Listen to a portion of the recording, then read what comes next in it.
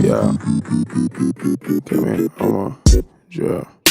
Mother, get my paper real. You don't even know, don't play with me now, slip. Cause you know I stay so icy, got that. What's that right there? That's my drill. Woo. Welcome to Trapping Ain't Dead, another day, another dollar. Alright. Peep game. Hey. It's your boy Munch. We here at the Black House. You know what I'm saying? The Black House, Trap House. Alright. You know. And I'm here with Danie and Stephen. King and Queen Trap. King and Queen. Y'all been on it. We luxury trap. Yeah. Luxury trap. Lifestyle. It's a lifestyle, my nigga. You know what I'm saying? Simply call us the Spikes. Yeah. The spikes. Yeah. So what y'all spiking today? And then we get our hands on it. You know what I'm saying? If it ain't nailed down to the ground, I'm trying to. Man, it's always good to see y'all because it's just like y'all energy is like, oh my God. It's just up there. When you move So- coke the way we do through the city, I mean, you got to be positive. You got to be a positive person. I'm just kidding. I don't know where this thing is going to end up. We do not sell drugs. If the FDA or the government is listening, we do not sell drugs. Although we have, They don't sell dope, they sell hope. That's right. That's it. Like Jesse Jackson. For a small fee. At one point, we had made a habit though to not talk about business all the time. We would tell people to ask, "What do y'all do?" We sell drugs. So sell drugs. And they will go and ask me to ask Stephen. They'll ask us, we always say we sell drugs till somebody asks us for a free sample. Yeah. We was like, whoa. White guy literally pulled us to the side and said, Like- "Yo, like- bro, you got that sample?" No, it was We're like, oh, no. whoa. We're just Hey, joking. you all right? Bruh. He You was okay? serious though. Hey, you'd be surprised how many times, you know, I could walk down the street, they'd be like, boy, I heard you got that loud. I'd be like, I ain't got shit. I wish I did. Legitimate business people. You know? I'm not about that life. no You more. know? Amen. You sell dope, we sell hope. Hey. You know what I'm saying? But it's been a year for y'all, man. You know what I'm saying? A lot of big things, a lot of things been going on. So how has that been? You know what I'm saying? Just taking off, rolling, and It's tiring, man. tiring to say the least. Tired. Can I cut? No, Yeah, I'm you could. tired. You can damn sure. You damn sure. No, I'm a chill. My mama and my pastor follow me on Facebook now, so gotta Look, we'll pump the just brakes. Edit it. yeah, we'll give him. But yeah. I appreciate you. You know we got you. Yeah, how was your 2019? It was dope. God's been good. If y'all knew the 2018 we had, Man, we appreciate 2019. yeah, we like to tell people about the 2018 and the In 2019. 2019. I People feel you. see the- and Yeah. the 2017 and 2016. Cause it was a journey. Like I remember seeing I remember being at the Kwanzaa event. What that was? Oh, 2018. No, that was 20 2017. That was Yeah. 2017. 2017 going into 2018. And that was with Felicia and all. Yeah. And it was just like You were just I'm- coming back in from LA, right? yeah. And it was like whoa, like and then y'all just like I ain't seen. I just feel like I ain't seen y'all since. Like because that's what social media do. It take all of it and it just compacts it and makes Yeah. it small and bite sized. But no, it was more like a 35 mile per hour. And yeah. like a 60, and then we took off. It's a process. Can't complain though. A lot of people know that we work with larger companies, which is kind of dope. Opened up a lot of opportunities. But I think the best part is that we're able to do it together. Husband and wife team, black love, and the fact that we really love what we do. Like we're passionate about this stuff. Like even to put our all into it. Like we never half-stepped, never tried to do the bare minimum. One of our inspirations, Mr. CEO, Mr. Robert, Mr. Sign Checks and Breaknecks. Always push us every week and would always tell us, listen, you guys don't settle for anything. You guys set the standard. So remember that people are looking at you guys. So we never rested on our laurels. We was like, we know that there are other people who are looking to us and seeing what we're doing and kind of getting like, okay, so maybe I could do that too. I ain't gonna lie, I was getting the free little consultations on Facebook. Yeah. I was doing the morning motivation. I was like, yep. Little freak, I was free getting, client. I was a free client. You know what I'm saying? I had to get the free game. Cut that off. You know what I'm saying? Then I fell off. I was like, fuck. Knight Foundation came in with that sponsorship and said we ain't doing free no more. So now I have a coaching group, man. It's really dope. The city of Miami is really.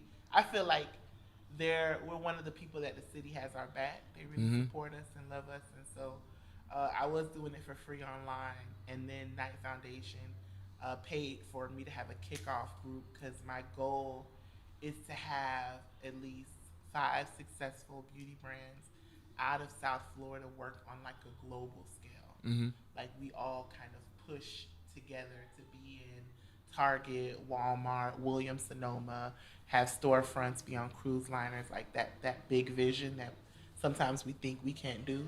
I mean, we all got an auntie that know how to make some oil or something. Exactly. You know what I'm saying? We all have. But we just haven't marketed, compacted, put it together, put that product out. Yeah. So tell us about, you talked about Black Love.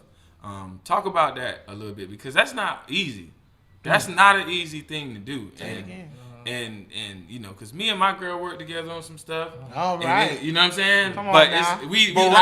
We starting to understand, like, look, certain things. Like, in the beginning, it was like fire and ice. Both of us are fucking Leos. Ooh. It was like fire and desire. Like, you know, when Tina Marie and Rick James. It's like when you hear it, you just like, yeah. She going on, and I'm like, nah. It's like, you know, we button heads sometimes, but you gotta have that compromise. You know what I'm saying? And just tell me a little bit about those. Wow, that's say a it good from question. a man's perspective. Well, first off, the Roots Collective Black Marketplace really provide this platform for us to really get used to working together. Come on, shameless plug. Because at one point every Saturday, Robert was there. He saw it working. Yeah. So while we were there working, it gave us the opportunity to just practice on our strengths and weaknesses, and understand. Okay, you're good at this. I'm good at this, and where we're both weak at, let's find out ways we can help each other. Because on the flip side, that Danie and I last year made 11 years we've been knowing each other. We literally spent our prime hoeing years with one person. So, sound like me. Sound like me and mine. You know what I'm saying? Can't do it no more. So as we approach this year, be 5 years. We celebrate. Prime. We gonna coin that one. Yeah. Damn. Prime hoeing phase. Yeah, man. I thought I was the only one that just skipped out and was like, I need you one to just sit in the cut with. No, man. 21. That's good. That's good, man. 21. So that's kind of it. Just understanding, just put business aside. Not business, put our marriage aside. Hey, we still got business to run. Yeah. But it's also that delicate balance of at the end of the day, like, she's the founder of our company, so she's my boss. But I also have to understand, that she's still my wife in real life. Yeah. And I'm still her husband. So just trying to find that level of respect and going to bed. That was a challenging part. Level of respect. Yeah. Yeah. Because I see that a lot. Like, I seen I felt like that's what happened with Nikki and Safari. I think Safari talked about that. He was just like, the level of respect wasn't there anymore. Yeah. You know what I'm saying? So how do y'all work that out? You know what I'm saying? Is it because you can get there sometimes, even with friendships. That friendship and that level of respect. Once one go up and the other one go, it's like sometimes it's not there. So how do y'all kind of like balance that, keep each other in check sometimes? That's a good question. That's no one ever answered that before. People only want to care about the story. Right, about the Facebook. That's it. That's all they want to hear. Nah. I'm trying to be with Mark. The balance. It's day to day. We don't have it figured out. I hate when people get into these of course, these podcasts and act like, oh, we figured it out. We don't. Me and Stephen still curse each other out. Like, exactly. we don't know each other. Like, we don't love each other. Like, we strangers. But it's needed, though. Like, it's because we're both artists and we both sensitive about our stuff. And so he comes from a perspective. He's a filmmaker. And so artistically, visually, he has an aesthetic. I am more psychological. My background's in psychology. I'm a coach. So I have my aesthetic. So, yes, I'm the CEO, but he's also my COO. And you need both to really run a company well. And one person doesn't just trump, oh, I'm CEO, so what we do. No, that's not how you're successful. So there are days we fail. There are days we get Fs in communication. And what I'm most proud of are the days that we can come back from that. Because I'm not going to sit up here and act like we're perfect. You know what I'm saying? Like, we don't argue. Like, we don't, like, if y'all probably was in the room, y'all be like, phew. Trust me.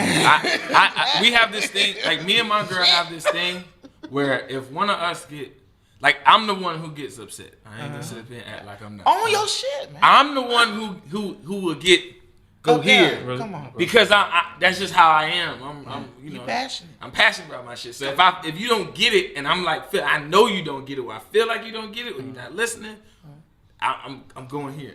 That's just me. I'm sorry. I grew up in a very verbally abusive household, so I'm trying to be cognizant of it. Okay. So I'm not verbally abusive towards her. Okay. All right. But at the end of the day, it's like we had this thing where if we get upset, I just like we walk away. We like I can hang up the phone. And she understands. Like he hung up the phone because he was upset. He didn't want it. Like it would be worse. Yeah. And that's one of the things like I've always loved about her because like she never took it like, oh, he hung up the phone on me. You know what I mean? He took it like she always takes it like he upset. We'll get over it. It's you know what I'm saying. So she's the mild like the one that's like even kill like all right, cut that shit out. All right, You know that's what I why y'all work good together. Yeah, because some couples you gotta have that dynamic. Because I'm definitely the kind of person if you hung up in my face, I'll call you back.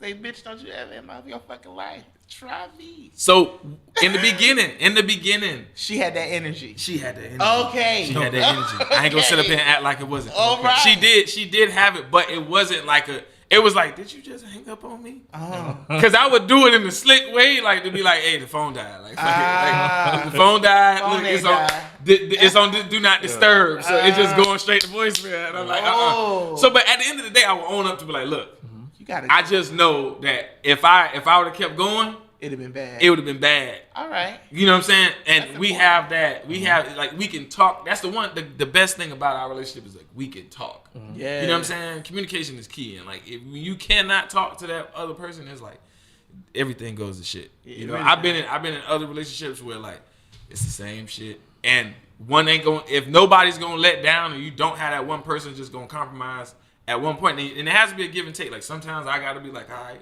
I'm gonna take this shit. And sometimes she be like, look, all right, you got me. But it's not like in a way like we one up in each other. It's more like, hey, we both know we got flaws. Somebody got to call quit. You know what I'm You're saying? gonna end up killing each other.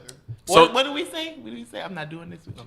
I'm not doing this with you today. No, or lately when saying, no, you're not gonna bait me. You're not gonna bait me into this. I'm mad that y'all got y'all own like terms that y'all know. It's like code word. Like, look, we're not gonna do this. I'm not doing this with you. I'm not doing this with you today. Okay, God damn it. So let's take it from the beginning, from when y'all first, from when you first started. You were, like you said, a coach, a life coach. Yeah, relationship coach. Relationship coach. Yeah.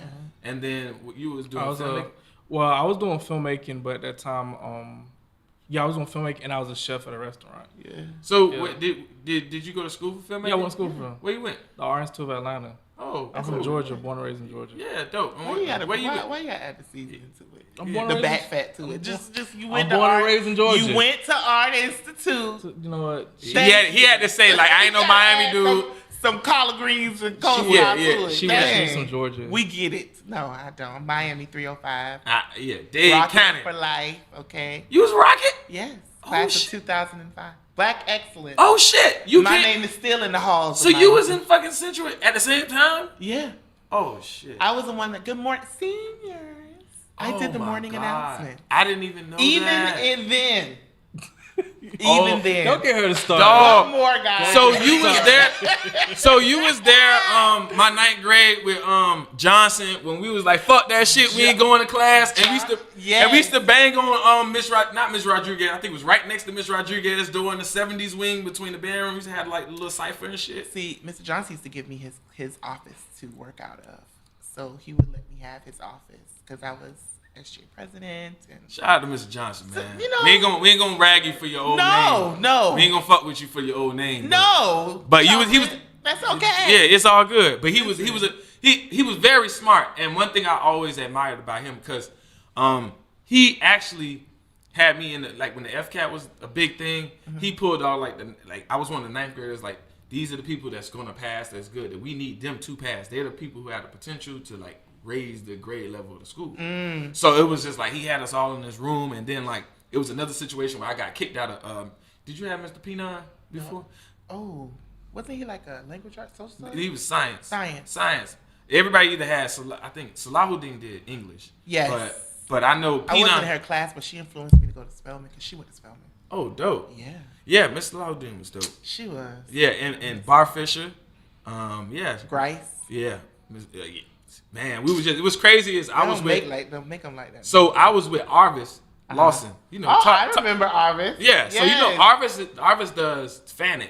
So he has his family and neighbors improving talent. So he's basically got a sports platform.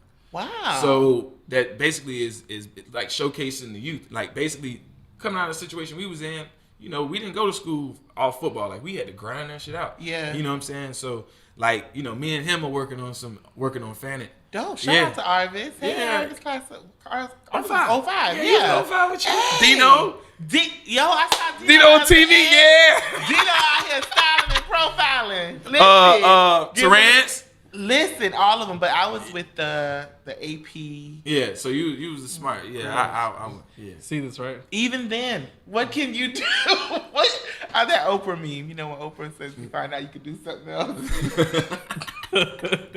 Yeah, that's dope. I really didn't know you went there. That's crazy. Yeah, like I I always say, all the real movers and shakers like went to Central. We went to Central. Y'all can talk about the West. If you can survive that asbestos in the fishbowl, that makes you a winner. You can survive them pigeon chicken wings.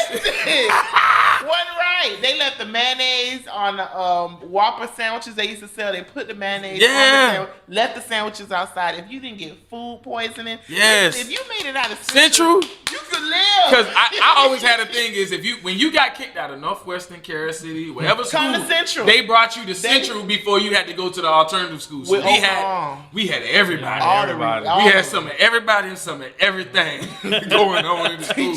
Teachers didn't even talk to us like students. They talked to us like we was adults. You know what I'm saying? Sit your ass down. I'm a child. Like, whoa, wait a minute. You know what I'm saying? Yo, that's dope, man. Damn, dog. I didn't know Daddy went to damn Central, dog.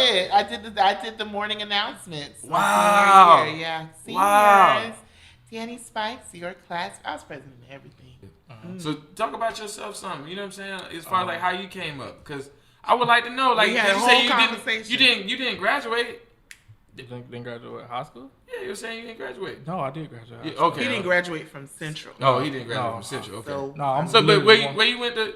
I went to Liberty County High School in Hinesville, Georgia.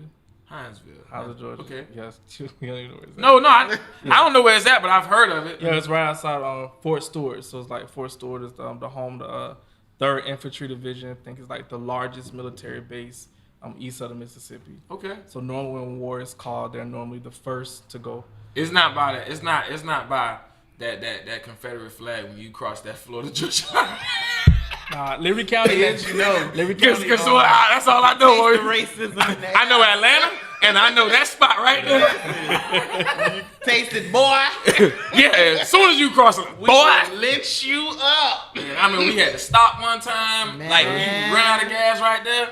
Man, good thing we had fire. You be nervous, boy. Man. You could pick up a cherry with your butt cheeks. You so damn. But so how was your experience in Georgia different from Miami? I tell everyone, I was talking to a girl 2 weeks ago actually that a lot of people they hear Georgia's like a deep South state. They know the racial history of Georgia, but me being a black man, believe it or not, I experienced very little racism in Georgia. It's not that it didn't happen, because it did happen on several occasions, including the instance with the police. Mm-hmm. That was embarrassing, man. Like they took my bag, they had me like right there in front of the car and everything, for something I didn't do, by the way.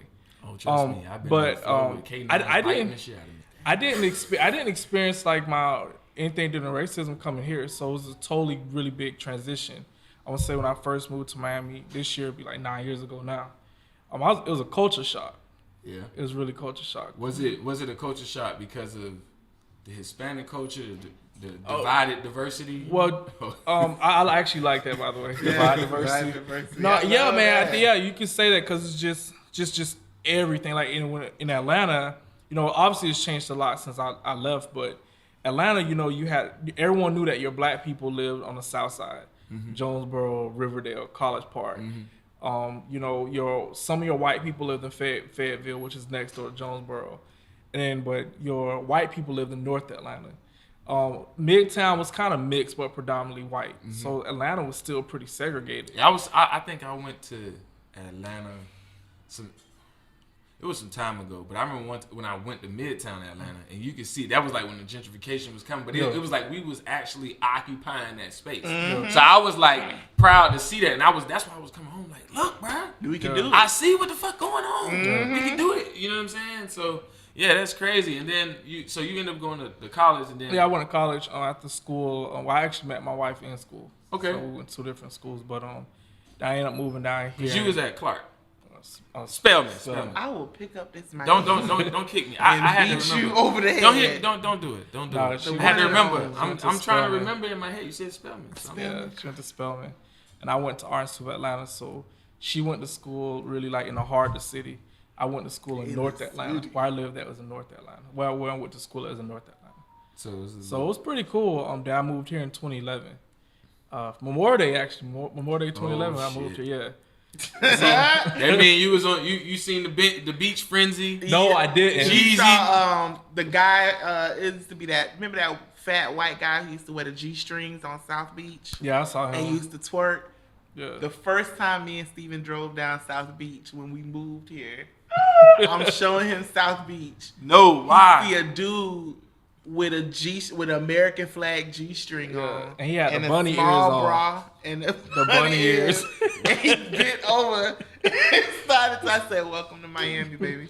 Yeah, that was kind of like my first introduction to Miami, man. And I remember, man, the first time I was actually going to an interview, man, for Sony Pictures for Charlie's Angels shooting here. I had an interview there, and on the way there, man, I got lost in Overtown.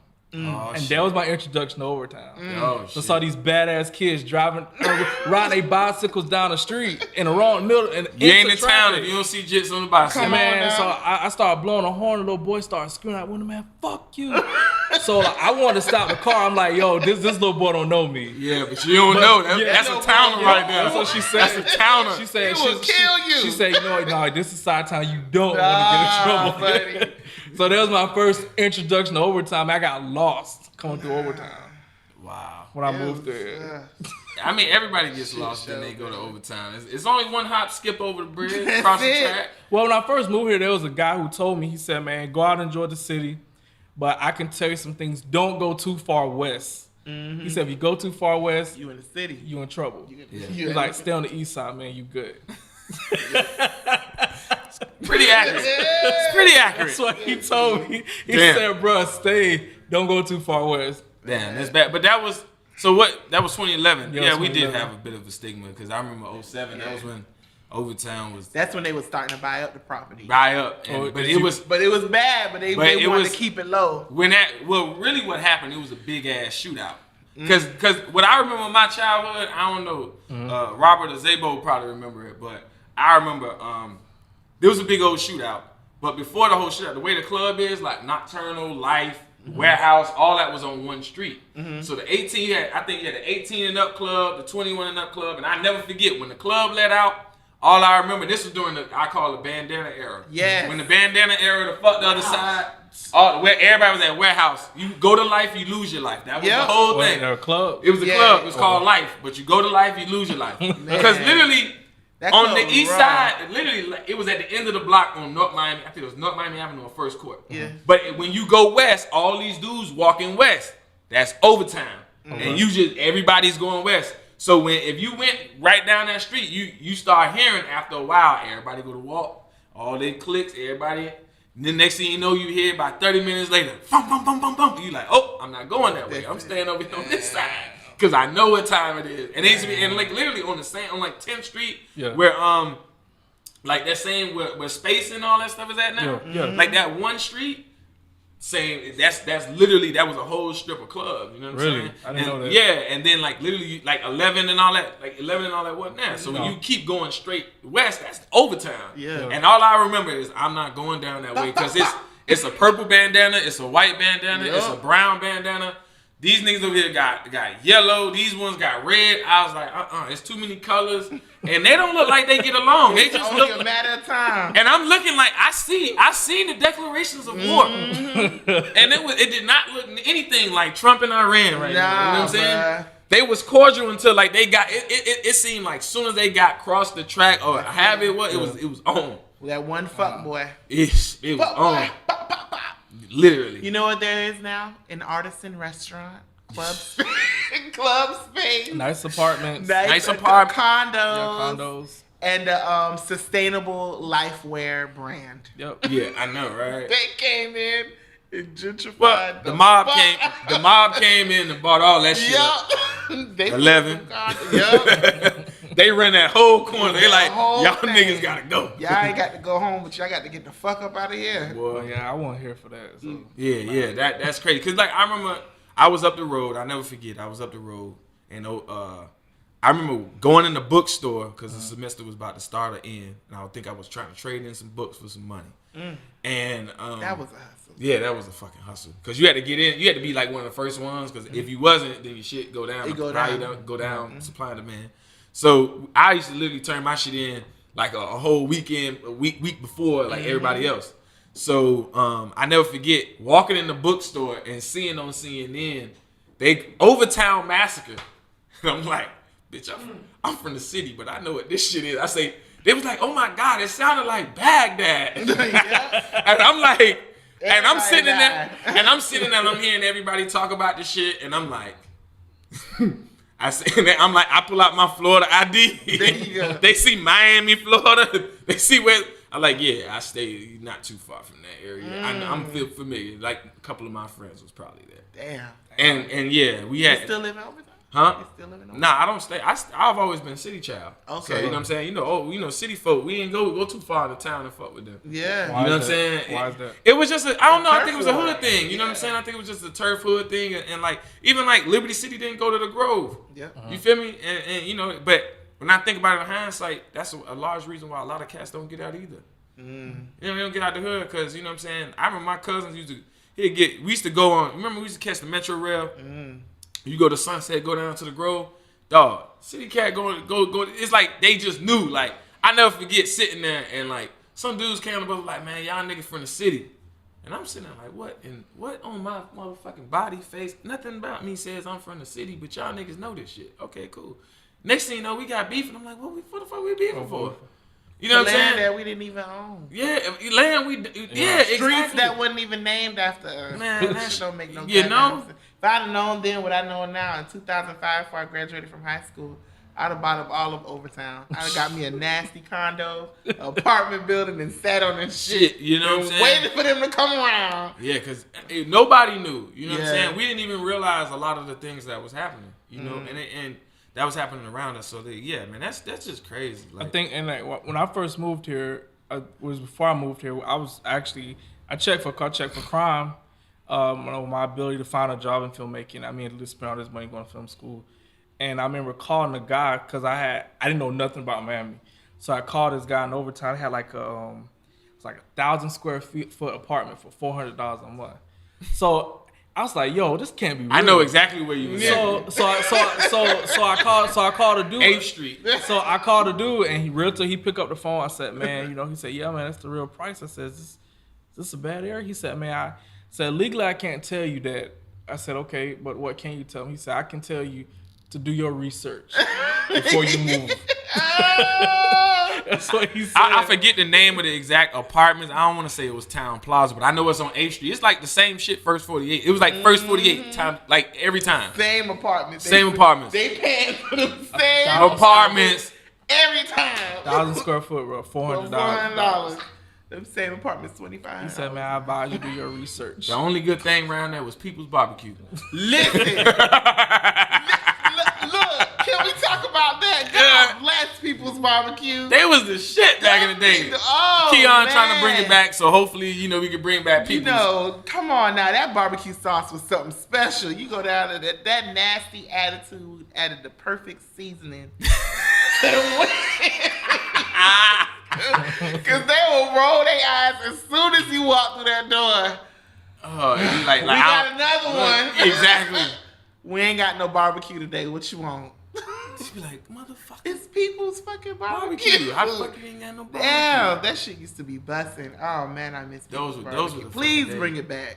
Those were the Jackson's fucking not days. gonna like that too much, but they'll be all right. I mean, well, Jackson's was down there. To be honest, I didn't frequent Jackson until I got older. You know what I'm saying? Like, Because Jackson was always like it was like MLK over here for us. Yeah. So it was always like a morning spot. So by the time you get out of school, they closed. Yeah. You know what I'm saying? You People go to MLK in the morning. You go to Yeah. Like it was like, I guess it was like for Talents, it was like, yeah, we go to Jackson, but they went by there in the morning. What's MLK? MLK is a breakfast spot.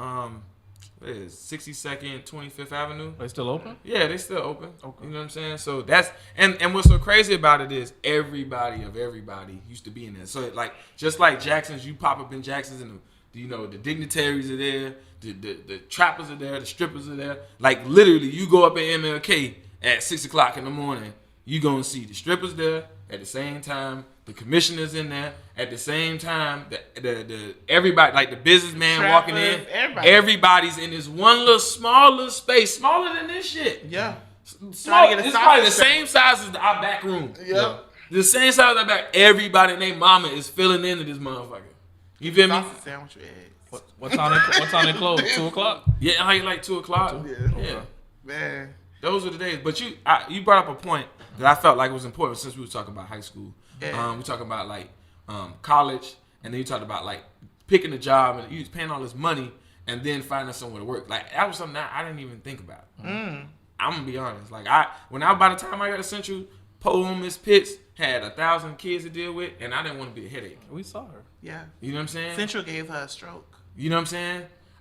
And that was the thing. She was sick around that time. Yeah. So I didn't get a college counselor for the most part, and I played ball with her son. I know him. Like, you know what I'm saying? We all know each other. He was like 2 years under me. I want to say a year, 2 years under me. But the thing is like, I didn't have that college counselor to give us no guidance and say, okay, this is what you need to do. A lot of those services started to go down after like 05 because remember 06 they was threatening to close the school. Yep. So we was in between like, are they gonna keep the school? Like we didn't even fuck college. We like the school gonna be We open. have a place to go. Why are they threatening to close the school? FCAT scores. They used to have this incentive. That's when they were pushing charter schools. Yeah. And so if your scores were consistently low, whether or not you had the resources, whether or not you had the staff, whether or not your classes were overfull, you never go to a high school and there's 20 and 30 people in the AP class. Usually your AP classes are small. Yeah. Our AP class will have 30, 40 people in it. That's crazy. Yep. That's per one teacher. For one teacher. That's a lot. All them badass kids. And then the other regular class got 40. 50. Yeah, 40, 50. How, you know what I'm saying? And out of the 40, 50, it's 30 knuckleheads in that motherfucker. I'm not even saying. And she tired as fuck. I'm talking about these motherfuckers come in here and give you a whole fucking monologue in the morning. Like, y'all motherfuckers ain't gonna try me today. You know what I'm saying? Like, you know how they come in and you say you gotta set the tone for the day? They would set Look, they would come in and set the motherfucking tone. Y'all You feel not me? doing it. They'll talk to us like we was grown ups. Like we was grown. We did. I mean, think about 02 class. Yeah. It was a lot of They were grown bad. shit going on. They were bad. Teachers fucking students. I wasn't gonna bring it up, but since you did, I mean, shit, it was happening. It was happening. It was happening. And I think honestly, one of the things where we're lacking is we're not, from my perspective, and it's probably because I'm not doing it, but I don't know enough of the people who are like a part of our class around us going back and showing how Black entrepreneurship is working, how we're doing non-traditional jobs, how you can have a startup. Literally, there was a pitch competition today, and there's a girl who went to an affluent school in an affluent neighborhood who had a coding job with Google at the age of 19. See? Does that happen in the tribe? Hell no. Does that happen at I'm gonna tell you. I'm gonna be honest. So we did have a computer magnet. Yeah, But the computer magnet, which I forgot her name. Miss Grabsky. Miss Grabsky. Yeah. The thing about it is, I didn't know shit about no computer.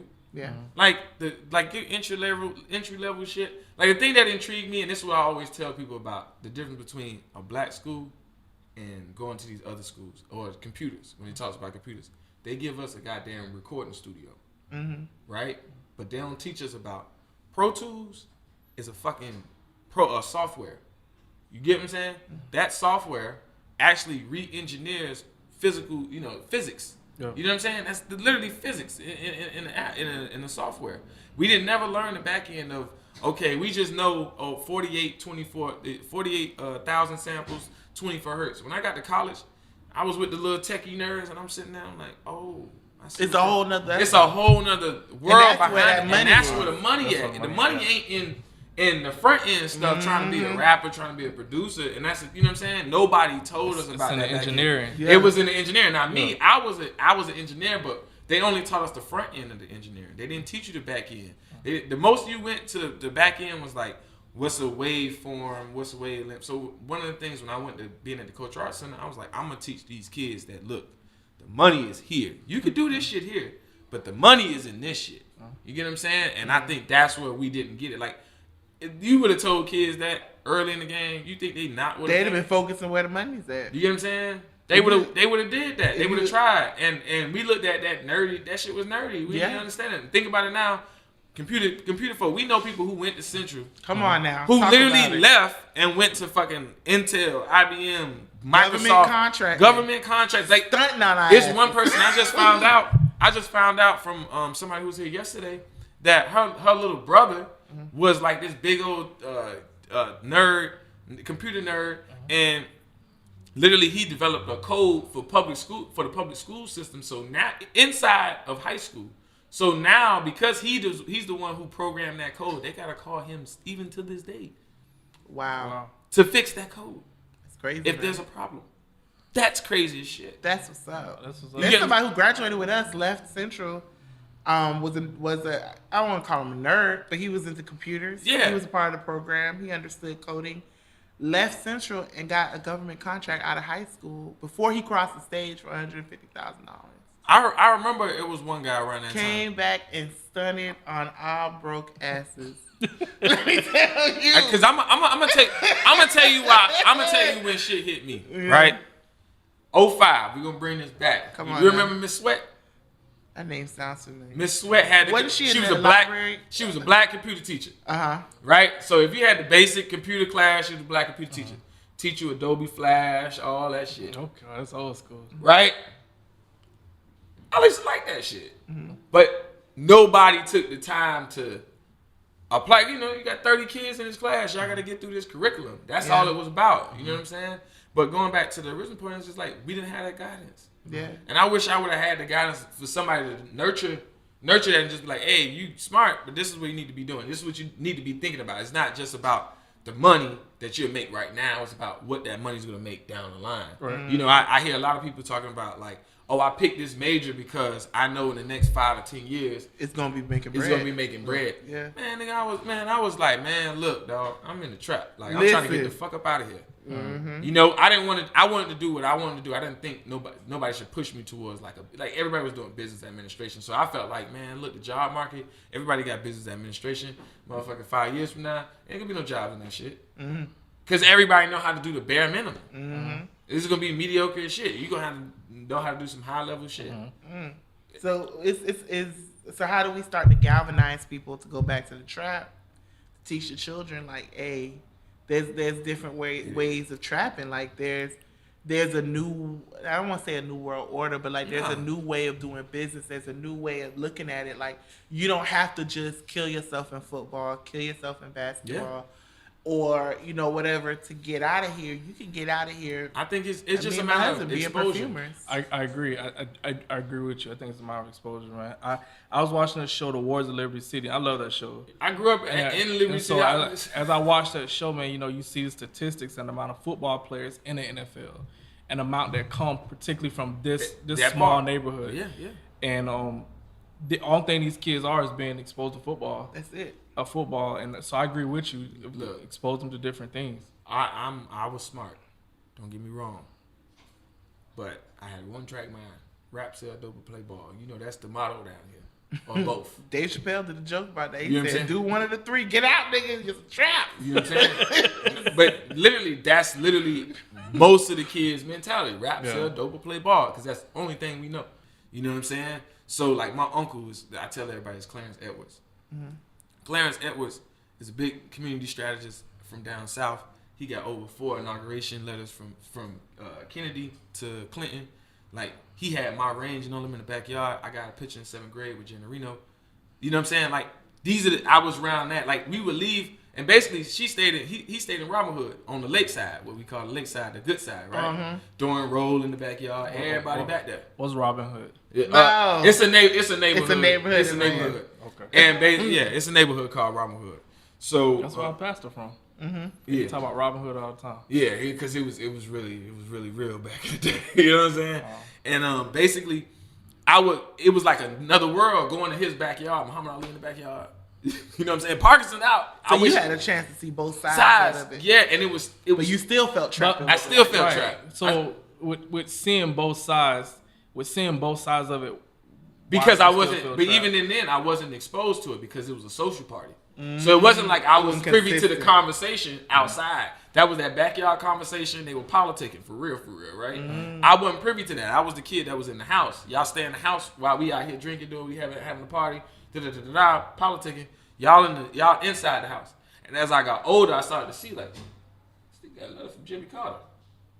No, got Muhammad Ali on the wall. It's interesting when we talk about exposure because like my wife and I we try to operate. We try to keep ourselves in certain circles. But last year during her birthday weekend, at the same time last year, we actually had lunch at Corsair Kitchen at Aventura. You ever been and while sitting there, it's on the golf course. You gotta go, man. Number rich white people in there. We're the only two black people in there. Playing golf. They were playing golf, but in a room they had these white guys were having this business meeting. And we were just sitting there just talking about our year. Like we started exposing ourselves to certain circles. Yeah. And last year, hands down, was the best year we've ever had. We manifested our year in that meeting. In our meeting. And we did it. From that one time just sitting there, that's dope. That and a lot of other stuff, of course. And a lot of work. But that was like the beginning. Pivotal moment. But you have to put yourself in that space. Like me now, I just recently left my job that I've been at for 10 years. Head coach at Center. So now I'm like full-time entrepreneur, and it's like what I'm learning now. Like I used to be like, man, everybody knows me. What the fuck y'all mean? Put yourself out there. Yeah. You know what I'm saying? Yeah. Like, and now I'm starting to see like, oh, I really didn't. People just know me. They don't know what it is I do. They don't know what I'm about. Yeah. Like, you get what I'm saying? Yeah. So how was that? How was that process? Like, you know what I'm saying? Putting yourself out. Yeah, putting yourself out there. You want to go first? Or want me to go first? You go for it. Putting yourself out there. I had to make. You know, I have a shout out to Felicia and Derek. Yeah, dope people. Dope people. Dope people. Always one text away from me. Super dope. I sat down with them, and she said something to us last year at the beginning of the year that really struck a chord. She said, you got to make a decision about your business. And when you make a decision, you got to be okay with it. You either you're going to do your business for people or you're going to do the business for the empowerment of your people. But you can't do both. And so we made that decision. And so I was like, where do I see our brand? And then I realized that I had to keep a common touch, but I also keep my eye on the prize and not be afraid to just put it out there. You know, yeah, so what is just shea butter? So what is a candle, a massage oil candle? So what, you know, it's body butters and scrubs and all that stuff. So what? I'm putting my own twist on it. And there's no one else doing it at that level because everybody else is saying it's just shea butter. I got an auntie that do shea butter. But you know what? In Silicon Valley, nobody's selling shea butter. Nope. Yeah. Nobody's selling shea butter at Capital One. Yeah. Nobody's bringing it over there. And so they're seeing it as, oh, wow, this is something new and creative. Our grandparents been doing this for years. Yeah. And just being in a place where you can't allow those voices, whether it's close to you and it looks like you or not, discourage you from just putting yourself and saying, hey, this is what I have to offer the world and it's valid. And just because you don't see value in it, somebody else does. And I'm not going to stop until I get my one yes. When did you guys start the business? 2016 was when I originally formulated the idea. Well, I didn't do it. It was like, I want to say it was divine inspiration. Because I used to hold these events called Spike Brunch. I don't know if you remember that. Yeah, I remember. Singles and couples events. And we would always give our speakers massage oil candles. So massage oil candles is not a new concept. But the thing is that the massage oil candles they had on the market, Stephen's skin, he has eczema. He couldn't use it. And I have sensitive skin. I couldn't use it. Oh. And so I was like looking for something that we could use, something that was like more butter-based. I couldn't find anything. And so decided to start to make the candle, create the candle. From the candle, we did the soap from the because once you start looking at products that you're putting on your skin, it make you look at everything you put on your skin. So then Stephen was my first test dummy. So I was in the kitchen, I make soap, doing my little calculations. All right, go and try this. And he was like, all right, baby, it's not lathering. Go and try this. The only recipe that was perfect from the beginning was the massage oil candle. Yeah. That was it. And that's been our same recipe. Then he'll be like, okay, baby, the soap's supposed to clean you. It's not cleaning me. I was like, well, try it again. So then we. But how do you know it wasn't cleaning you? Because it wasn't soaping. Oh, it wasn't lathering. It wasn't lathering soaping. Oh, lathering. And because that's some deep science shit. Well, no, I'm not. I know it's not really that deep, but I'm just saying, like, you think about it, like you wash your hair, you know, you put the soap in your hair, you know, until it like lathers up, you know, a certain way, you know, like, okay, all right, it's all out. But also the thing is that doing that process of testing too. So when I would rinse off in the shower, if I didn't see dirt coming off into the water, hey baby, we gotta go back. We gotta go back to the drawing board. Yeah, I did a lot of research. So it was real test. It was real test. I thought it was like, I'm gonna wash this, see if some dirt come out of this motherfucker. Nah, buddy, like this is our life. We haven't purchased soap from anybody else in years. And then one day, like I finally got the recipe. I want to say it was like in November of 2016. Finally got the recipe right because we was taking soap like showers consistently. And he's like, man, what is on my, like, what is that at the bottom of the, like, just dirt just kept coming off. So we knew we got the soap recipe down. And then. That shit probably blacker than a bitch. Yeah. Look. Because y'all say, what the fuck is that? Like, what the fuck? Well, because I had to keep like a body wash in the shower. I had to keep body wash in the shower because if the soap wasn't cleaning. So I still had to be clean. Yeah. So we kept a body wash in the shower. And kept improving on the soap. No, that's funny because I went through that process of just like divesting away from white folk shit. So I just was like, nah, like you know. So when I first started to mess with like the African soap and all this, like this shit dry the nigga out, or this shit here doing this. And like I remember the first time using the soap, I was like, I can't tell whether this shit clean a nigga body or what. I smell because the black soap is black soap. So you can't tell, but then you feel something. You're like, okay, it did something. Yeah, it did something to me. Yeah, it don't feel like it. It sounds crazy. Then I developed the body butter. And then the sugar scrub. And then, you know, finally we came together and created the Beloved Box, you know. Then we had to go back and reformulate the body butter recipe. Yeah, because it kept melting. It was melting. So it was good in the winter. We were shipping out. People was loving it. Shipping them out. And then we got to the summertime. They were melting on trucks. And they were melting. So you got to think about it. The body butter, it would be full in the container. Like, once it melt, it melted. It go down to this much, and then it get hard. So they like, what the fuck? Like I paid for a full container. Either way, long story short, it's like wet dope. White women didn't get that. White women were freaking out. They were calling us in the emails. I paid for this. My jar's half full. This poor quality. But the black women actually understood the concept of whipped body butter. The white women didn't get it. Nah, they just knew they liked it themselves. You know. That was a part of the culture. But that's an interesting dynamic because usually it's the other way around and you get scolded by our own people. They're like so less forgiving. No, our people are very forgiving. I remember one time last year we shipped something. Year before that we shipped something to a lady in Las Vegas and her because we only use glass. Her package broke. Like it broke while it was shipping. And she said she wasn't even going to call us. She was just going to try to, a black woman. She was in Texas. She was in Texas. Yeah. I'm sorry. She was going to try to just pick out the glass. And use it. And use the product. We said, no, we would. But why you looking at us like, what's wrong? No, because I'm one of those people. All right, it's a certain business. I use like hair stuff. And like, I know her. We real good friends. She still ain't sent me my product. You think I give a fuck? But these are people we didn't even know. You get what I'm saying? So that's crazy. And I've done that with other products. Like I've literally, like it was somebody, they did like a pre-order of a shirt. And I knew it was like their first run trying to test some stuff out. But I liked the sweater that it was. So I said, you know what? All right, I'm going to spend this money. I'm going to go buy it. And he was like, man, the colors are not the same as it used to with my printer. I don't know why he printed a different green. Like the end was like a different green. It's the Harmony sweater that I wear. So it's like all these different colors. So I told him, I was like, man, it's cool. Go get it fixed. Come back to me. It's straight. You need something extra? I got you. Throw it to him. You know what I'm saying? Because at the end of the day, I understand it. Like my dad had a food truck. Oh, that's what's so up. like in the beginning. So I, this was like this was around 04, 03, 04. You know what I'm saying? 22nd Avenue. If you ever went down 22nd Avenue over there by in like 81st, 82nd. It was like a tan. It was an open field. He was like right over there selling ribs, chicken, chicken and fries, ribs, rice, all that type of stuff like that, shrimp, seafood. So yeah, that's where I came from. So I understood like, people didn't understand my dad's cooking. They didn't understand his price range.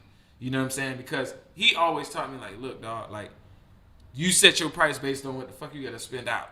I don't give a damn. So I used to always be like, nah. Like one time he was supposed to do the Peace in the Hood Fest. You know me, hood baby, hood lover. I'm like, shit, hell nah. Like let's do it. You know what I'm saying? Like, and he told me, he said, bro, it don't make no sense to go out there spend $300 vendor fee if I'm not gonna make $300. And he was like, I'm gonna make $300, but that's $300 gross. That ain't gonna be $300 net. Yep. So it's a big difference. So I started to understand it, and I think that's why now I'm a little bit more lenient when businesses have issues. You know what I'm saying? I'm like with her, I understand because I study supply chain management, and I understand logistically there's an issue between either your supplier or there's an issue with you shipping it out.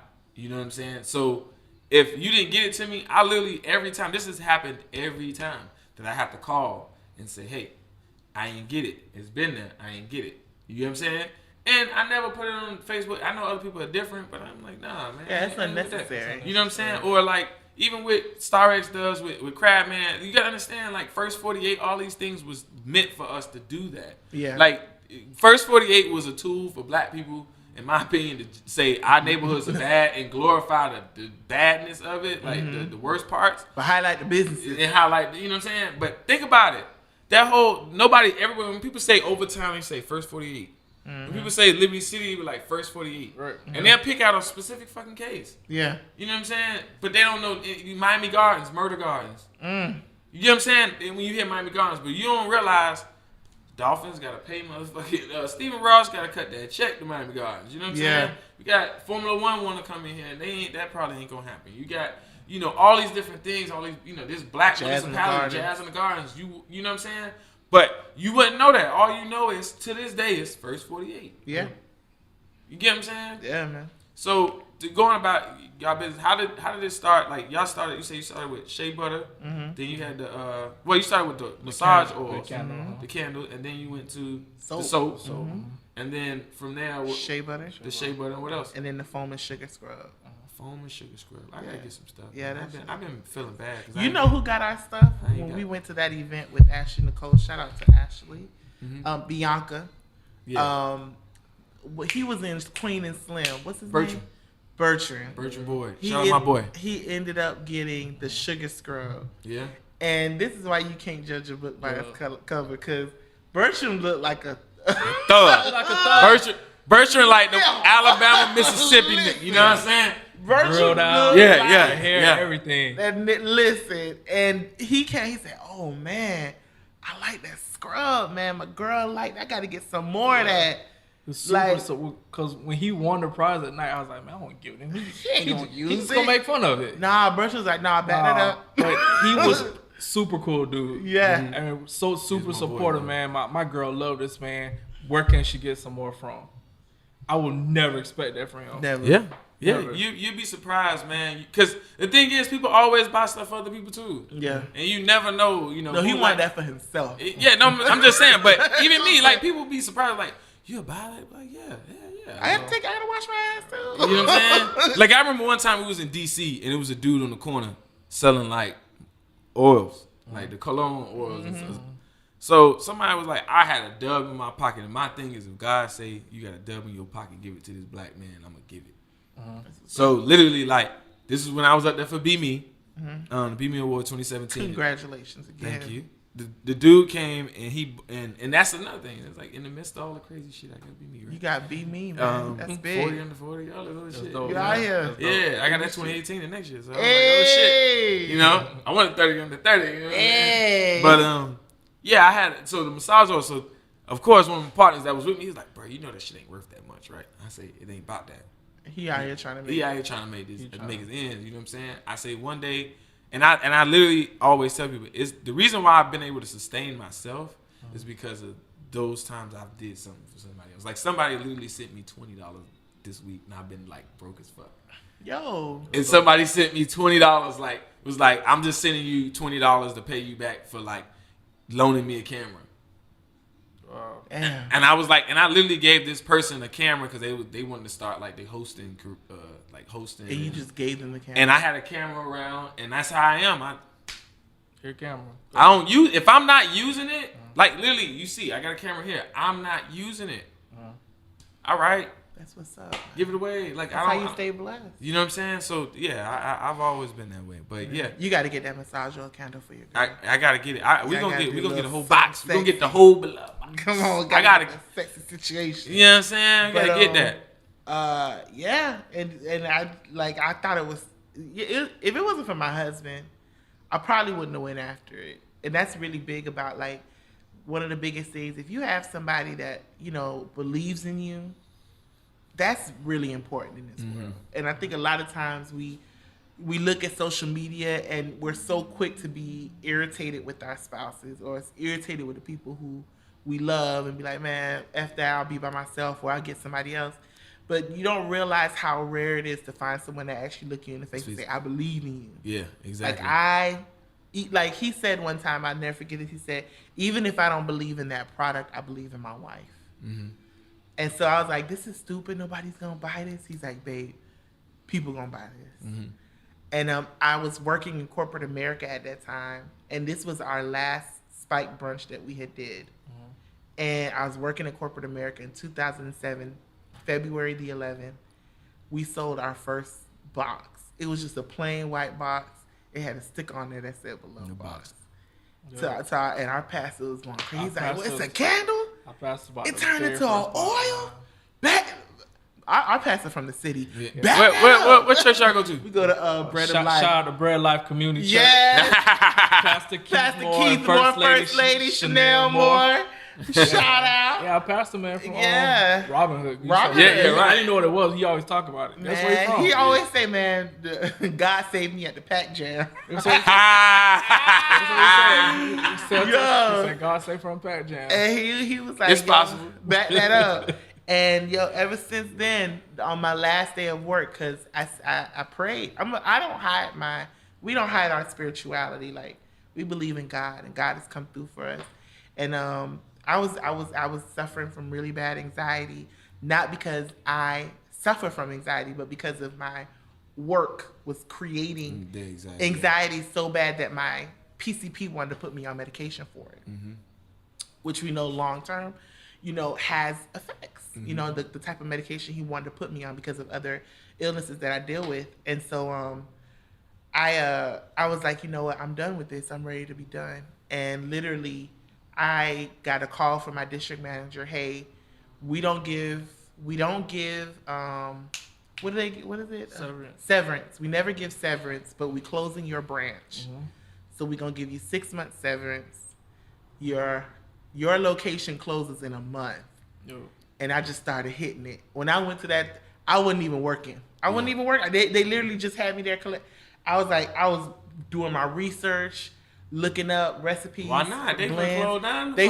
And I got 6 months to make this happen. Keep driving sales down. Listen, that first weekend, I said, God, if this is really gonna work out, show me something, because I was, still a little nervous. That first weekend, I went to go speak, and I made more in that one day than I would have made that month. Working at my job. That's crazy. That was it. That's all I needed. And it was that's crazy. I had told her, one of us still had to work full time, so I was still a chef at my job. And I said, all right, honey, I'm gonna quit my job in September, and we can do this together. I want to get out of kitchens. I was tired of cooking, and so I said, you was a filmmaker. Well, I was still doing film stuff. That's the thing. I was doing both. Oh, okay. Yeah, but film. When I first moved, the film industry was here. Then between the incentives, the tax credits, all that stuff left. Yeah. People moved to Atlanta, they stopped shooting here. Yeah. And so, or they shot it here and brought people from Atlanta. Yeah. So they weren't shooting a lot here. So, just really tight knit community to start off with. Yeah. And so I was working as a chef. I was like, man, I'm tired of cooking. And so I told my wife, I said, in September I'm gonna quit and we can do this together. And funny thing is that I didn't have no plan. I was like, man, how the fuck is gonna work? You started getting cold feet. And then so we was in New Orleans right after Hurricane Irma. Vacation. Yeah, celebrating birthday anniversary weekend, and I got a call from my job. Instead they closing down. We closing the restaurant. Steven started freaking out. I was like, yo, what? He was like, yeah, we closing the restaurant. Steven was like, what? It was like the last day would be Saturday, which was my last day, because I've been gone. Remember, the restaurant been closed. There was you were here. No, there was no power here for almost 2 weeks. During the hurricane. We took that FEMA money and cleared it. Irma? Yeah, there was no power here. So the restaurant, we weren't working for like a week. We got back to work, and then that's when he was like, the last day for the restaurant would be Saturday. So I'm like, fuck, man. So now this happened. I'm in New Orleans. I get up, go to New Orleans. I get up and come back home, and I go to work on that Saturday. The restaurant actually closed on that Friday, and just literally jumped on. Since she was speaking at the event, I went to Broward County, took over the beloved box table we had, and it's been history from there. Oh, come on now, bro. He leaving out some parts. Well, that's what happened. What part talk about? He was nervous, and he was like, nah, I don't know, because he had unemployment for a few months. So he was cool in the beginning, and then that shit started dwindling. It started dwindling, and he was like, oh, man, babe, I'm going to go back to the kitchen just so we can have some stability. And that was my time. Give me my time to shine, too, Stephen. Let me be the hero, too. The rest is history, but there's several times during this journey, man. That's why I truly believe, and I tell anyone who is an entrepreneur 2 things, is that I would never tell them I quit their job. This shit is hard. It's hard. It's hard. I ain't gonna lie, I had to quit mine, and I love that place. Yeah, that's a place that I like. Literally, they took me out of the streets, took me out of, you know what I'm saying. A lot of situations, I'd have probably been dead. Wow. G shit, like, cause I was rolling with some hitters, like real hitters. You know what I'm saying? So, and I'm affiliated with a lot of motherfuckers. So it's like, nigga, easily I could have got hit by association. You know what I'm saying? So with that, it was just like, it was your time to go. That was my and sitting here, it was like my time to go. Like I literally was dreading. Like I think everybody started to see it. Like I was just like numb to it. Like I'm just here. I couldn't even focus on trying to start a business. I was like, I can't even start focusing on my business because I had been trying to do the 2 at the same time for so long that it was just like, this is taking so much time, creative energy from me that I can't do it. It's stressing me out to the point. And it's not so much that they were just horrible. No, it wasn't that. It was just that it was time to go. Yeah. You know what I'm saying? And at some point you like, I can't, I've been doing this for this long. Yeah. I've been here and I just had to leave. And like, literally like the first month I left, they don't give severance to part-time people, part-time employees. You felt that. So, no. What happened was I didn't sweat it. My boss calls me and was like, yo, we got a check for you. Hey. They give me all of that, right? Hey. So I was like, okay, we good. So then after that, I get a call to do some other stuff. And I'm like, and then like literally, I mean like, while I'm able to do what I'm doing now and I'm cool, comfortable, and I can say I'm broke, but I'm not broke to an extent, is because literally I made like damn near the Be Me check in 1 month. Nice. So it was like, that's a good month, man. You know what I'm saying? I was like, what the fuck? Hey. You know what I'm saying? And I had to really like, no, hold on, this is some of that. Like, sometimes you're in disbelief, like, hold on, this is the, and I swear, and that's like G shit, like 10 times what I used to make in a month. Dang.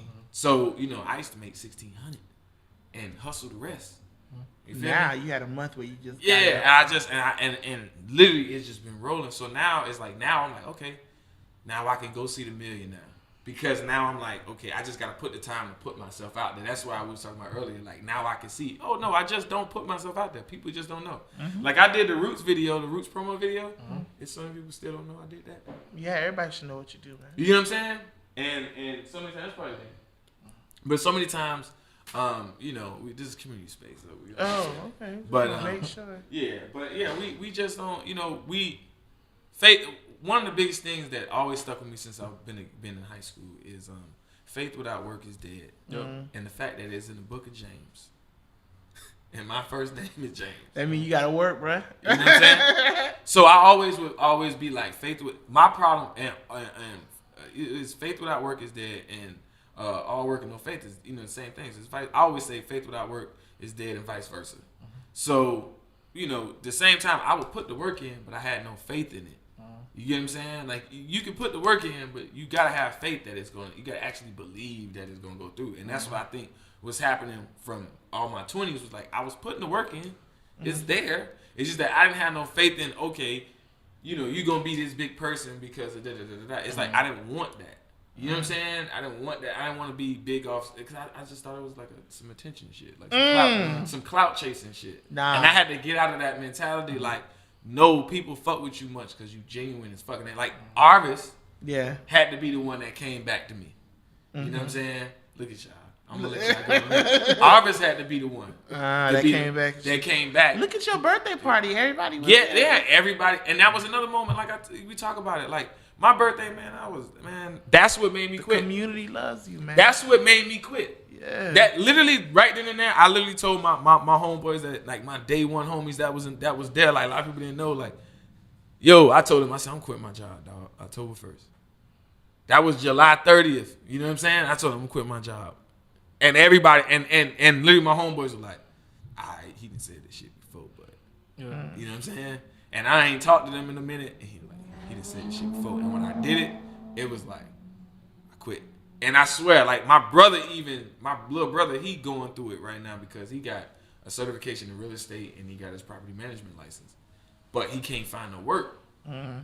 So he was like, he said, I realized that it's not always about the money. Sometimes it's about happiness. He's like, bro, I seen a 360 change the minute you press send on that motherfucking resignation email.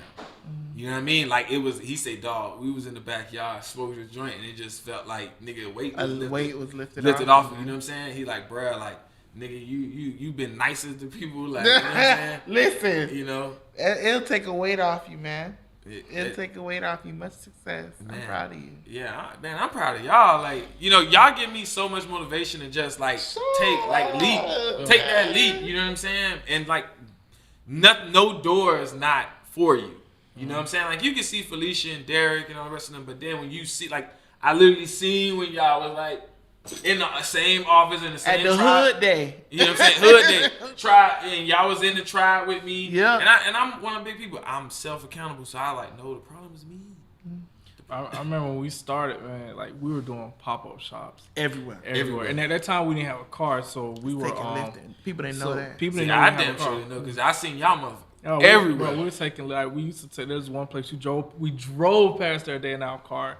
This place called Motions, and I think it was at Tamarack. And when we drove up there, man, it was crazy because we used to go do pop-up shops up there. Yeah. And the round trip, that lift was about $60. Some nights we would go there and only make $200. So you paying $120 to go and come back. Come back, yeah. And you ain't making them, but it's just the work, and it paid off. It pays off. It paid off, man. So, man, it's been a great episode. Tell the people where they can find you at. You can find me in the trap, okay? Shea butter, body butter, massage oil candles, okay? Down to the bad tea. We doing perfumes this year, okay? I'm just playing. You can find me online, Danie, Danie Spikes, on Facebook, on Instagram, Love Coach Danie Spikes. But we would love if you follow us on Instagram at Beloved, BELOV as in Victor, ED, box. And take 10% off with the code TRAP. Okay, www.belovedbox.com. Valentine's Day is around the corner, and Victoria's Secret. Black Love Day too. Oh, Black Love Day. And for those of y'all that are 13 local to Miami, you can pick our products up at Intercontinental Hotel. Cause we got the corporate in downtown Miami. Ew, come on. Intercontinental Hotel's my spa. My spa. Not your spa, my spa. Y'all can pick us up there. We're the only black-owned brand there. The only trapping is not dead, y'all. That's what I'm talking about. Down to the spas. Tell them, man. Y'all gonna get this product, okay? You know? We always it don't matter where you at. You gonna get it. You gonna get this product, okay? In the little blue bag. dog, I appreciate y'all for coming through. Thank you. You know what I'm saying? Always showing love. Y'all came to my birthday party. I was so excited to see y'all. We was happy to be there for you. You know what I'm saying? Like, we was happy you was invited. You was a celebrity. Yeah, I was like, oh shit. I had some people in there. I was like, oh shit. Man, so the thing, like, I don't do parties like that. Yeah. But when she said, yo, we gotta go to Money's birthday party, He's I said, like, you know we what? gotta go. Yeah.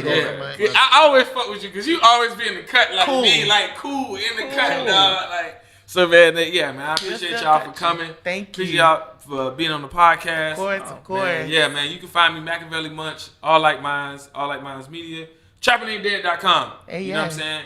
If you want to advertise with us, let us know. You know, we got different packages, so let us know. And yeah, trappinganddead.com, all platforms. If you want to see the video of this, YouTube. All right? So we out. Trapping Ain't Dead. Appreciate y'all, man. Thank you. Appreciate you, man. Thank you. Mother, get my paper. Real. You don't even don't play with me now. Slow. Cause you know I stay so icy. Got that. What's that right there? That's my drill.